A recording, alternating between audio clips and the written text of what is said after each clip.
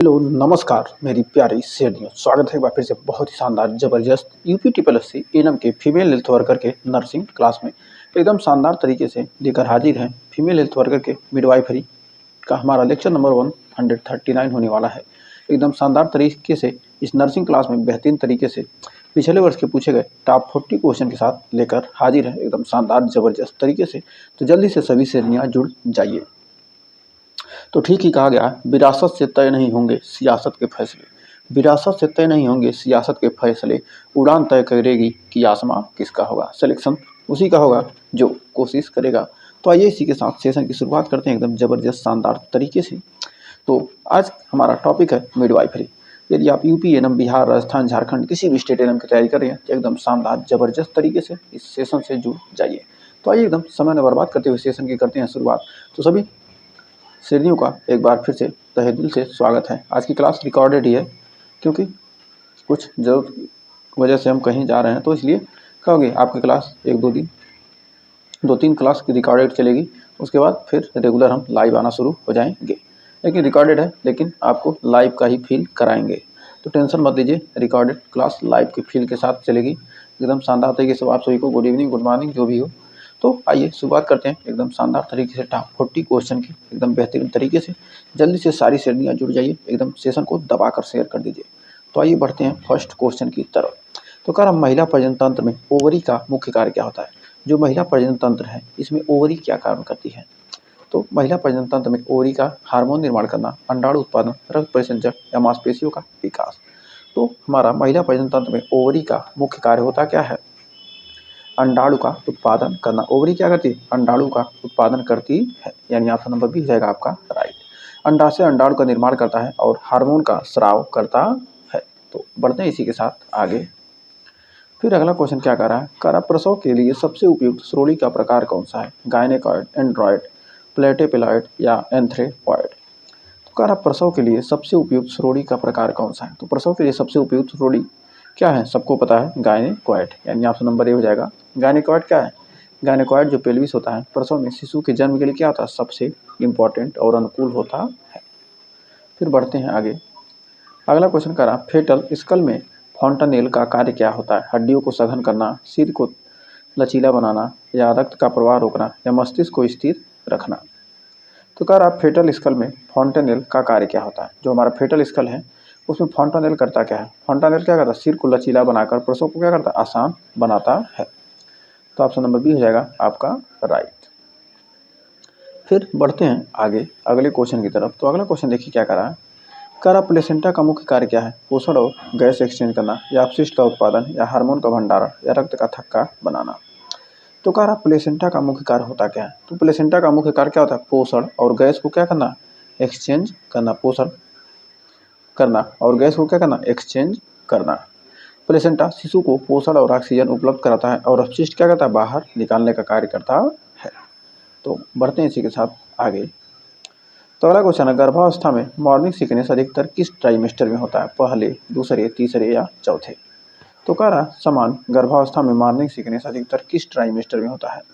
तो right answer हो जाएगा पहले ट्राइमेस्टर में होता है। पहली तिमाही में हार्मोनल परिवर्तन के कारण मतली और उल्टी आम बात होती है। तो बढ़ते हैं अगले क्वेश्चन की तरफ। तो देखिए अगला क्वेश्चन हमारा आ चुका है। तो 5 क्वेश्चन हो गए, छठवां क्वेश्चन देखिए क्या करा है। तो एक बार सेशन को दबाकर शेयर करिए, सेशन पसंद आ रहा हो तो। सभी शेरनियों का स्वागत है एकदम शानदार तरीके से जो जुड़ चुकी हैं। कर एंटीनेटल केयर में नियमित कौन सी जांच की जाती है, रक्तचाप, यूरिन टेस्ट, अल्ट्रासाउंड या ब्लड शुगर।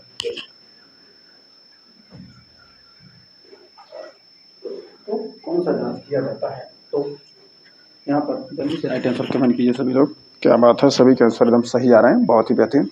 तो एंटीनेटल केयर में क्या होती है, नियमित कौन सी जांच की जाती है।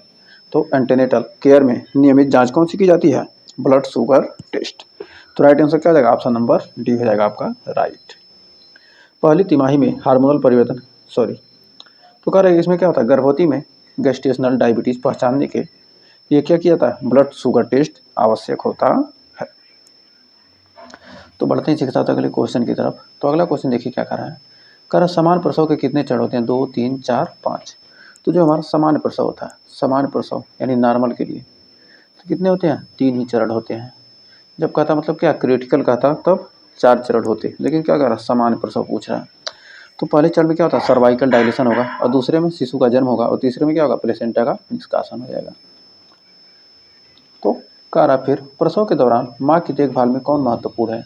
रक्तचाप मॉनिटरिंग, संक्रमण नियंत्रण, मानसिक समर्थन या शिशु की स्थिति की निगरानी। तो कह रहा प्रसव के दौरान माँ की देखभाल में कौन इम्पोर्टेंट होता है? तो माँ की देखभाल में कौन इम्पोर्टेंट होता है? तो राइट आंसर हो जाएगा ऑप्शन नंबर सी, मानसिक समर्थन। अगर मानसिक समर्थन प्रसव के दौरान माँ को सुरक्षित और शांत रखने में क्या करता है? मदद करता है। तो बढ़ते हैं आगे। अगला क्वेश्चन कह रहा सामान्य सूतिका अवस्था की अवधि कितनी होती है? 2 सप्ताह, 4 सप्ताह, 6 सप्ताह, 8 सप्ताह। तो कह रहा सामान्य सूतिका अवस्था की अवधि कितनी होती है? तो राइट आंसर हो जाएगा ऑप्शन नंबर सी, 6 सप्ताह। प्रसव के बाद शारीरिक और मानसिक स्वास्थ्य सामान्य होने में लगभग कितने दिन लग जाते हैं? 6 सप्ताह लग जाता है। तो बढ़ते हैं आगे। हम आपके क्लास को छुट्टी नहीं करना चाहते हैं। हम लोग चाहते हैं कि हमारा उद्देश्य क्या है? क्लास रेगुलर चले, चाहे रिकॉर्डेड ही चले, लेकिन क्या हो? आपका रेगुलर चले। आप लोग शिकायत ना करें कि सर क्लास नहीं ले रहे हैं। तो क्लास आपका रेगुलर चलेगा, एक भी दिन छुट्टी होने वाली नहीं है 11 जनवरी तक। चाहे कोई भी दिक्कत आए, हर दिक्कत का सामना करते हुए आपको क्लास जरूर दिया जाएगा, तो टेंशन मत लीजिए। कारण नवजात शिशु का अपगार स्कोर किसका मूल्यांकन करता है? श्वसन, हृदय गति, मांसपेशियों की टोन या त्वचा का रंग। तो कारण नवजात शिशु का अपगार स्कोर किसका मूल्यांकन करता है? तो राइट आंसर हो जाएगा ऑप्शन नंबर डी, त्वचा का रंग। तो अपगार स्कोर किसका मूल्यांकन करता है? त्वचा का रंग। अपगार स्कोर शिशु की स्थिति का त्वरित मूल्यांकन करता है, जिसमें त्वचा का रंग क्या होता है? शामिल होता है। तो बढ़ते हैं आगे। फिर अगला क्वेश्चन हमारा क्या कर रहा है? कह रहा हाई रिस्क नवजात में कौन सी समस्या आम होती है? जो हाई रिस्क नवजात होता है उसमें आम समस्या क्या होती है?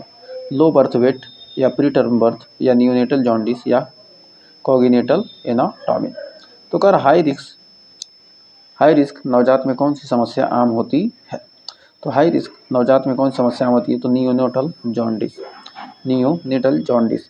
कर हाई रिस्क नवजात में पीलिया यानी जॉन्डिस आम है, अन्य जोखिम के साथ साथ। तो बढ़ते हैं आगे। फिर अगला क्वेश्चन कह रहा है सेफ मदरहुड का मुख्य उद्देश्य क्या है? मातृ मृत्यु दर को कम करना, या प्रसव को सुरक्षित बनाना, या मातृ स्वास्थ्य शिक्षा, या शिशु का विकास दर बढ़ाना। क्या बात है, सभी श्रेणियों के आंसर सही आ रहे हैं, गुड, बहुत ही बेहतरीन। तो सेफ मदरहुड का मुख्य उद्देश्य क्या है? तो 12वीं का राइट आंसर है ऑप्शन नंबर डी, शिशु का विकास दर बढ़ाना। सेफ मदरहुड कार्यक्रम शिशु और माँ दोनों के क्या होती है? दोनों के स्वास्थ्य को सुनिश्चित करता है। तो बढ़ते हैं आगे। फिर अगला क्वेश्चन कर रहा है हाई रिस्क प्रेगनेंसी की पहचान में कौन सा कारण शामिल है? एनीमिया, गेस्टेशनल डायबिटीज, हाइपरटेंशन या ऑक्सीजन की कमी। तो कह रहा हाई रिस्क प्रेगनेंसी में की पहचान में कौन सा कारक शामिल है?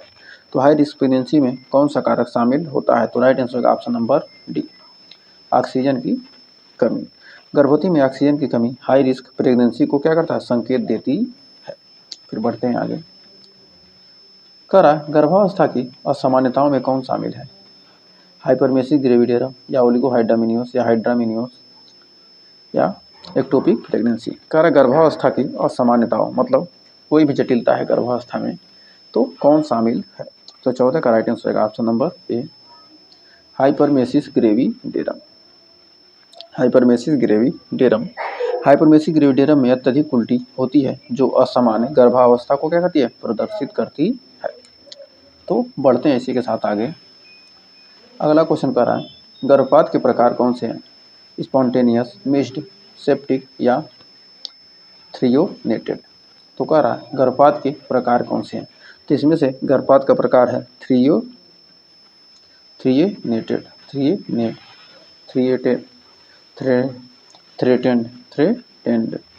थ्रेटेंड एबॉर्शन में गर्भपात का खतरा होता है, लेकिन गर्भ अभी भी क्या होता है? इसमें जीवित रहता है। तो बढ़ते हैं आगे। तो अगला क्वेश्चन देखिए क्या कर रहा है। अगला क्वेश्चन हमारा कह रहा है असामान्य प्रसव में कौन सी स्थिति नहीं आती है? माल प्रेजेंटेशन, नॉर्मल सर्विकल डायलेशन या प्री टर्म लेबर या ऑब्स्ट्रक्टेड लेबर। तो कह रहा है यहाँ पर असामान्य प्रसव में कौन सी स्थिति नहीं आती है? तो असामान्य प्रसव में क्या होता है? नॉर्मल सर्विकल डायलेशन नहीं आता है। नॉर्मल सर्विकल डायलेशन क्या होता है, असमान प्रसव में शामिल नहीं होता है। यह क्या होता है, सामान्य प्रसव में शामिल होता है। तो बढ़ते हैं आगे। अगला क्वेश्चन कह रहा है सिजेरियन सेक्शन कब किया जाता है, शिशु की असामान्य स्थिति में, माँ के स्वास्थ्य के खतरे में, या प्रसव मार्ग अवरुद्ध होने पर, या शिशु का हल्का वजन होने पर। तो कह रहा सिजेरियन सेक्शन कब किया जाता है। तो सिजेरियन सेक्शन कब किया जाता है, हल्का वजन, शिशु का हल्का वजन होने पर। जब शिशु का वजन क्या हो लगे हल्का है, तो हल्का वजन खुद कारण नहीं है, अन्य परिस्थितियां भी क्या करती हैं, सी सेक्शन की आवश्यकता है। तो हल्का वजन भी नहीं कारण है, लेकिन क्या होता है कुछ और परिस्थितियों में भी क्या कर सकते हैं, हम कर सकते हैं सी सेक्शन। तो बढ़ते हैं आगे। तो किसी कोई डाउट हो, समस्या हो तो कमेंट में पूछ सकता है। तो कह रहा अगला क्वेश्चन कि ऑब्स्टेट्रिक ड्रग में कौन सी दवा यूटेराइन कॉन्ट्रैक्शन को बढ़ाती है। तो एक बार सेशन को आप लोग दबा कर शेयर कर दीजिए, जिससे सारे स्टूडेंट जुड़ जाएं जो भी यूपी, बिहार, राजस्थान, झारखंड के हैं। तो कह रहा लेबेटालोल, या मैग्नीशियम सल्फेट, या मिसोप्रोस्टोल, या ऑक्सीटोसिन। कह रहा ऑब्स्टेट्रिक ड्रग में कौन सी दवा यूटेराइन कॉन्ट्रैक्शन को बढ़ाती है। तो कह रहा ऑब्स्टेट्रिक ड्रग्स में कौन सी दवा क्या करती है, यूटेराइन कॉन्ट्रैक्शन को बढ़ाती है। तो यूटेराइन कॉन्ट्रैक्शन को बढ़ाने वाली कौन सी दवा है, तो राइट आंसर हो जाएगा लेबेटालोल। तो लेबेटालोल रक्तचाप कम करता है और कॉन्ट्रैक्शन को क्या करता है, रोकता है। तो बढ़ते हैं आगे। कर अगला क्वेश्चन हमारा आरटीआई या एसटीआई में सबसे आम संक्रमण कौन सी होती है, गोनेरिया, सिफिलिस, कैलेमेडिया, या हर्पीज। तो आरटीआई और एसटीआई का फुल फॉर्म आपको बताना है। तो इसमें राइट आंसर क्या होगा, हर्पीज। जो हर्पीज वायरस होता है एक समान यौन जनित संक्रमण होता है। बढ़ते हैं आगे। तो आगे बढ़ने से पहले यदि आप क्या चाहती हैं, क्लास की पहली बार जुड़ी हैं और फ्री में क्या चाह रही हैं, क्लास की पीडीएफ मिल जाए और हमें टेस्ट भी मिल जाए, वो भी बिल्कुल फ्री, तो आप व्हाट्सअप कीजिए 9839254616। इस नंबर पर व्हाट्सअप करके टेलीग्राम ग्रुप के टेस्ट ग्रुप से और व्हाट्सअप के डाउट ग्रुप से जुड़ जाइए। तो आपकी 2 क्लास चलती है, एक मॉर्निंग में चलती है 4:50 पर, और एक शाम को चलती है 9:15 पर। ये दोनों क्लास लाइव चलती है। तो कभी कभी रिकॉर्डेड हो जाती है, लेकिन रेगुलर लाइव ही चलती है मैक्सिमम। तो इन दोनों क्लास से जुड़ना मत भी भूलिए। और जो लोग नए हैं चैनल को सब्सक्राइब कर लीजिए, और सेशन में पहली बार जुड़े हैं तो वीडियो को लाइक शेयर जरूर कर दीजिएगा। अस्थायी परिवार नियोजन में कौन शामिल है, कंडोम, ओरल पिल्स, ट्यूबेक्टोमी, या आईयूसीडी। तो कह रहा है अस्थायी परिवार नियोजन में कौन शामिल है। तो ट्यूबेक्टोमी क्या होता है, अस्थायी परिवार नियोजन में शामिल होता है। या क्या अस्थायी गर्भनिरोधक स्थिति है, और बाकी क्या है, अन्य अस्थायी है। ये भी क्या है, कंडोम भी गर्भ निरोधक का काम करता है, लेकिन क्या है, यह कुछ समय के लिए करता है। तो बढ़ते हैं आगे। कह रहा प्रसव पूर्व देखभाल में हीमोग्लोबिन टेस्ट क्यों जरूरी है, एनीमिया पहचान, गेस्टेशनल डायबिटीज, संक्रमण, या रक्तचाप के लिए। तो कह रहा प्रसव पूर्व देखभाल में हीमोग्लोबिन टेस्ट क्यों जरूरी है। तो 21 का राइट आंसर हो जाएगा ऑप्शन नंबर डी, रक्तचाप। तो रक्तचाप मापना प्रसव पूर्व देखभाल का क्या होता है, हिस्सा होता है। तो बढ़ते हैं आगे। तो कह रहा है नवजात में जन्म के तुरंत बाद त्वचा का रंग क्यों देखा जाता है, अबगार स्कोर के लिए तापमान, शोषण, या वजन मापन। तो जन्म के तुरंत बाद त्वचा का रंग इसलिए देखा जाता है क्योंकि क्या हो, तापमान के लिए त्वचा का रंग देखा जाता है। त्वचा का रंग तापमान या परफ्यूजन का क्या होता है, संकेत देता है। तो टेम्परेचर और परफ्यूजन का संकेत देता है, इसलिए क्या तापमान का तुरंत बाद क्या त्वचा का रंग देखा जाता है। फिर बढ़ते हैं आगे। अगला क्वेश्चन कर रहा प्रसव के दौरान दर्द नियंत्रण के लिए कौन सी विधि प्रयोग होती है, एपिड्यूरल, स्पाइनल, या लोकल इन्फिल्ट्रेशन, या जनरल एनेस्थीसिया। तो कह रहा प्रसव के दौरान दर्द नियंत्रण के लिए कौन सी विधि प्रयोग होती है। तो प्रसव के दौरान दर्द नियंत्रण के लिए कौन सी विधि प्रयोग होती है, तो राइट आंसर हो जाएगा जनरल एनेस्थीसिया, यानी ऑप्शन नंबर डी हो जाएगा राइट। जनरल एनेस्थीसिया केवल आपात स्थिति में प्रयोग होती है, और अन्य विधियां क्या होती हैं, सामान्य होती है, नॉर्मल होती है। तो बढ़ते हैं आगे। अगला क्वेश्चन कह रहा समान प्रसव का दूसरा चरण क्या है? सर्वाइकल डायलेशन, शिशु का जन्म, प्लेसेंटा निष्कासन या प्रसव पूर्व देखभाल। तो कह रहा समान प्रसव का दूसरा चरण क्या है? तो समान प्रसव का दूसरा चरण होता है शिशु का जन्म। तो समान प्रसव का दूसरा चरण होता है क्या? शिशु का जन्म। दूसरा चरण शिशु के जन्म तक क्या होता है? चलता है। तो दूसरा चरण क्या होता है? शिशु के जन्म तक चलता है। तो इसी के साथ बढ़ते हैं अगले क्वेश्चन की तरफ। तो देखिए अगला क्वेश्चन हमारा क्या कह रहा है। तो अगला क्वेश्चन हमारा कह रहा है कि नवजात में एस्पेक्सिया का कारण क्या है? तो नवजात में एस्पेक्सिया का कारण क्या है? तो राइट आंसर क्या हो जाएगा? ऑक्सीजन की कमी या संक्रमण या जन्म के समय चोट या सभी। तो सभी लोग का आंसर शानदार तरीके से आ रहे हैं, क्या बात है। तो राइट आंसर हो जाएगा ऑक्सीजन की कमी, संक्रमण, जन्म के समय चोट, यानी सारे ऑप्शन हो जाएंगे सही। ये सभी क्या है? एस्पेक्सिया के कारण है। तो बढ़ते हैं इसी के साथ अगले क्वेश्चन की तरफ। तो देखिए अगला क्वेश्चन हमारा क्या कह रहा है। तो अगला क्वेश्चन हमारा कह रहा प्लेसेंटा का निष्कासन किस चरण में होता है? पहले, दूसरे, तीसरे या चौथे। तो हमारा प्लेसेंटा का निष्कासन क्या होता है? तीसरे चरण में होता है, थर्ड स्टेज में होता है। तीसरे चरण में प्लेसेंटा क्या होता है? निष्कासित होता है। तो बढ़ते हैं आगे। तो अगला क्वेश्चन कह रहा है कि आरएच इनकैपेबिलिटी में कौन प्रभावित हो सकता है? माँ, शिशु, दोनों या कोई नहीं। तो आरएच इनकैपेबिलिटी में कौन प्रभावित हो सकता है? तो राइट आंसर हमारा हो जाएगा ऑप्शन नंबर सी, दोनों। माँ और शिशु दोनों प्रभावित हो सकते हैं। आरएच इनकैपेबिलिटी माँ और शिशु दोनों को क्या कर सकती है? प्रभावित कर सकती है। तो बढ़ते हैं इसी के साथ आगे। गर्भपात में संक्रमण से बचाव कैसे होता है? स्वच्छता, एंटीबायोटिक या उचित तकनीक या सभी। तो गर्भपात में संक्रमण से बचाव कैसे होता है? तो गर्भपात में संक्रमण से बचाव करना है तो कैसे करेंगे? तो स्वच्छता के द्वारा, एंटीबायोटिक का यूज करके, उचित तकनीक का उपयोग करके, यानी सभी हो जाएगा ऑप्शन नंबर राइट। संक्रमण रोकने के लिए ये सभी क्या होते हैं? आवश्यक होते हैं और जरूरी भी होते हैं। तो बढ़ते हैं इसी के साथ अगले क्वेश्चन की तरफ। तो अगला क्वेश्चन देखिए क्या कह रहा ऑब्स्ट्रक्टेड लेबर का कारण क्या है? भ्रूण बड़ा, असामान्य स्थिति, संकुचित श्रोणि या सभी। तो कह रहा ऑब्स्ट्रक्टेड लेबर का कारण क्या है? तो ऑब्स्ट्रक्टेड लेबर का कारण होता है ऑप्शन नंबर डी, यानी हो जाएगा सभी। भ्रूण बड़ा होना, असामान्य स्थिति या संकुचित श्रोणि। तो ऑब्स्ट्रक्टेड लेबर में क्या होता है? ये सभी प्रसव को क्या कर सकते हैं? बाधित कर सकें। भ्रूण बड़ा है तब भी प्रसव बाधित होगा, असामान्य स्थिति है, संकुचित श्रोणि है, तो इन सब में क्या होता है? प्रसव बाधित हो सकते हैं। तो बढ़ते हैं आगे। तो एक बार सेशन को शेयर कर दीजिए। जो लोग नए हैं चैनल को सब्सक्राइब कर लीजिए, पहली बार जुड़े हैं। तो कह रहा सिजेरियन कब किया जाता है? शिशु असमान, माँ खतरे में, या हल्का वजन, या मार्ग अवरोध। हल्का वजन अकेले क्या होता है? सी सेक्शन की वजह नहीं होता है। तो ये सारे मैक्सिमम हो सकते हैं। तो यहाँ पर हल्का वजन क्या करते हैं? मान सकते हैं, क्योंकि शिशु का हल्का वजन की वजह से क्या कहते हैं? सी सेक्शन भी किया जा सकता है। तो बढ़ते हैं आगे।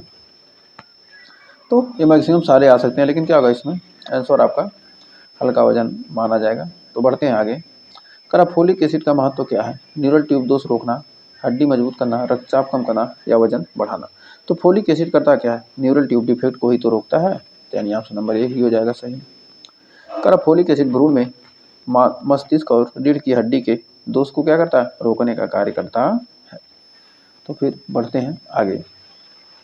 करा कोलोस्ट्रम का महत्व क्या होता है? इम्यूनिटी, पोषण, पाचन प्रणाली मजबूत करना, या सभी। तो यहाँ पर राइट आंसर क्या हो जाएगा? तो कह रहा यहाँ पर कोलोस्ट्रम का महत्व क्या है? तो कोलोस्ट्रम का महत्व क्या है? तो कोलोस्ट्रम का महत्व है ऑप्शन नंबर डी, इम्यूनिटी, पोषण और पाचन प्रणाली मजबूत करना।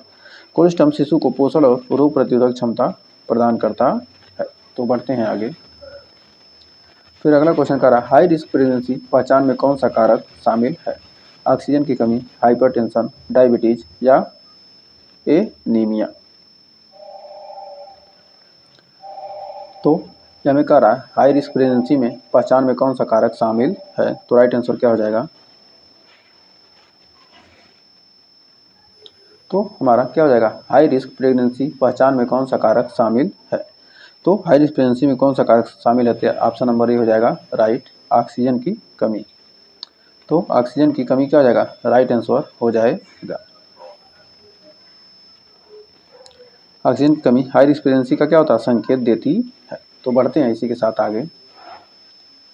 कह रहा प्रसव के चौथे चरण में ध्यान किस पर है, रक्तस्राव रोकना, मानसिक स्वास्थ्य, नवजात निगरानी या सभी।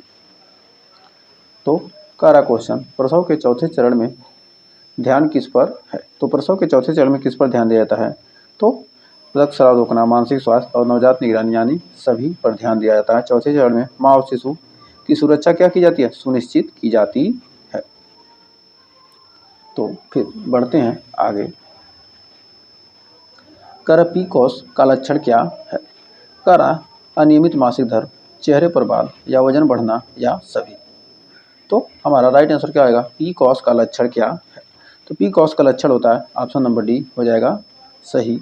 पीकॉस हार्मोनल असंतुलन के कारण कई लक्षण क्या करता है, उत्पन्न करता है। तो बढ़ते हैं आगे।